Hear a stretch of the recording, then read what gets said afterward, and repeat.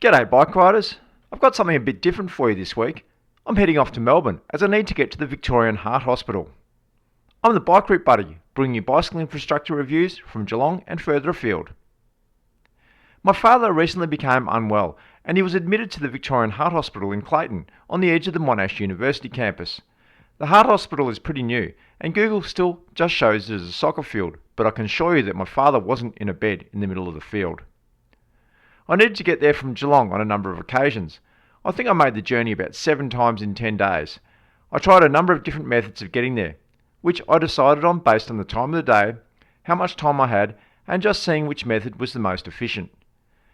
It is about 80 kilometres from Geelong to Melbourne City, and then the Victorian Heart Hospital is about another 27 kilometres on the other side of the city in the suburbs. The hospital is located on the Monash University campus, which up until recently was the biggest university in Australia, and it does not have a train station. It is only served by buses. So let's start with a journey by train and bus. V-Line from South Geelong train station to the Southern Cross station in Melbourne, then transfer to the Suburban Rail Network onto the East Pakenham line to Huntingdale station, and then a 703 bus along North Road, then Blackburn Road. Normally you would go to Clayton station to get the bus, but the bus terminal at Clayton was closed for works.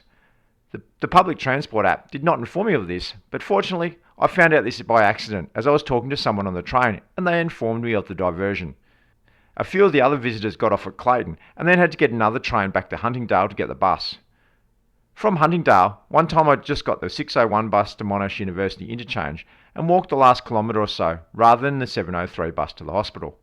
All up the travel time was about 2 hours 20 minutes for a total distance of 93 kilometres at an average speed of 40 kilometres per hour.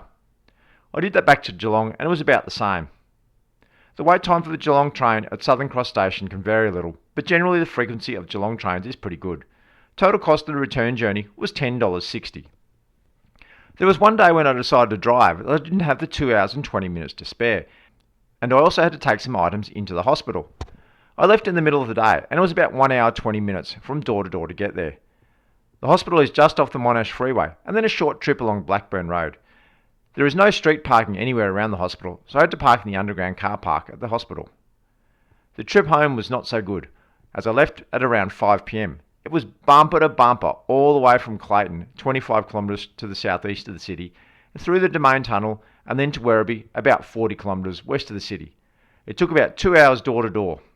Although the trip was quite a bit faster getting there at an average speed of 77 kilometres per hour on the way and 46 kilometres per hour on the way back, it was significantly more expensive. Before I even start counting fuel and vehicle costs for 186 kilometres, it was $28 for the 4 hours of parking and $20.16 for tolls. At let's say a conservative variable cost for driving at say 20 cents per kilometre for fuel, tyres and servicing, that is $37.20, giving a total cost of $85.36 compared with $10.60 for the train-bus combo. On another day, I decided to take the train with my bike from South Geelong Station to Southern Cross and then ride the last 27 kilometres to the Heart Hospital. Planning the route according to Google, it was going to be 1 hour and 8 minutes for the train and then 1 hour and 42 minutes for the ride. Google gave me some faster options, but they looked like they involved busy roads. I thought I'd try this route as it looked like it was mostly off-roads and on bike paths. I had ridden the main Yarra Trail to the intersection with the Gardeners Creek Trail before, but after that it was uncharted territory. Anyway, I can usually ride faster than Google predictions, and I hoped to on the day, aiming to do the ride in about 1 hour and 10 minutes. Often riding new routes, I find myself being dumped out on busy roads and not really knowing where to find the next bike path, and very often Google and other bike route apps don't know where the bike paths are. I held low hopes, but I thought I'd give it a go, as I would get some good bike riding in rather than sitting in the train or in a car. The train trip was pretty uneventful and the train arrived on time. Fortunately, buses weren't replacing trains on this day, as when this happens, you aren't allowed to take your bike. I knew I had to get to the southern bank of the Yarra River to get to the shared path, so I poked my head out of the Southern Cross station and had a look at Spencer Street. Nowhere to ride down there, so I thought I'd take a bit of a detour round to Docklands, as I knew there was bike lanes and a shared path over the river. I forgot to start my camera, so I missed the 2 taxis stopped in the bike lanes on Collins Street immediately after leaving the station. I found my way over the river and just in front of the exhibition centre, the path was closed due to the protest for the Defence Conference. So I was diverted back over the Spencer Street Bridge. Things were not going so well at this point. At this stage, I just followed my nose along the north bank until I could cross back to the south bank again. The south bank is a shared area, limited to 10 km per hour. There are dedicated crossings over some of the roads, but every time I've been along here, it's just a mishmash of walkers and bikers, even when the path is signed for bike. Anyway, Google directions were pretty good, and I managed to find my way along the main Yarra Trail to the Gardeners Creek Trail intersection without any hassles. And the Gardeners Creek Trail was pretty good. It was a good ride without any road crossings. The Gardeners Creek Trail was pretty good and easy to follow, and Google seemed to know where to go, even over the 7 bridges over Gardeners Creek in quick succession. At East Melbourne, I turned off the Gardeners Creek Trail and onto Scotchman's Creek Trail, and I was really in uncharted territory now. There was a bit of a difficult overpass at East Melbourne Station, where the trail crosses the freeway and the railway line, but really it wasn't that bad, and I would take that over a big intersection we have to wait for 5 minutes to cross. Up to this point, there had barely been any road crossings, but the number of them started to increase along this trail, and some of them had long waits for a green bike, which encourages you to just cross when there are no cars coming. The trail was pretty good, but the weather wasn't, and it was about here where I started getting wet and the rain got heavier. Not to worry, I soldiered on, as I was already wet and it wasn't that cold. It was during the heaviest part of the storm that Google let me down at Stanley Avenue, where it showed the trail sticking to the south side of Scotchman's Creek, so I went this way. It wasn't sealed, so I was now getting muddy as well. The pouring rain prevented the touchscreen on my iPhone from working, so this is where things got bad, and it wasn't until about 500 metres going the wrong way, and the trail taking me into the suburbs, that I turned back. Eventually I was able to dry my screen enough to zoom in and find the right trail. I sat a bit of the rain out underneath the Stevenson Roads Bridge before continuing on to Forster Road. Google still didn't get this right, with the track still showing on the south side of the creek. At Forster Road, I didn't really know what to expect, so I just headed off along the footpath before realising there was a shared path on the eastern side of the road. I wasn't that keen to ride on Forster Road, so this was quite welcome. Unfortunately, I'd only been on the shared path for a few hundred metres before a driver pulled out across my path without looking or stopping. This old commuter bike that I was riding still only has rim brakes, which don't work that well in the rain, but I still managed to stop and avoid a crash. It was still pouring rain when I arrived at the next intersection, and this crossing was really difficult with blocked drains. I couldn't see the ramp up again, so I didn't want to take the risk of running into the curb or having to put my foot down in 30 centimetres of water, so I had to head out in the road around the puddle. This next bit along Research Way was the only bit of road bike lane that I had to use since being 500 metres from the Southern Cross station, and this roundabout was the only road riding I had to do. At this point, I'm less than 1 kilometre from my destination, and this is the first bit of riding on the road.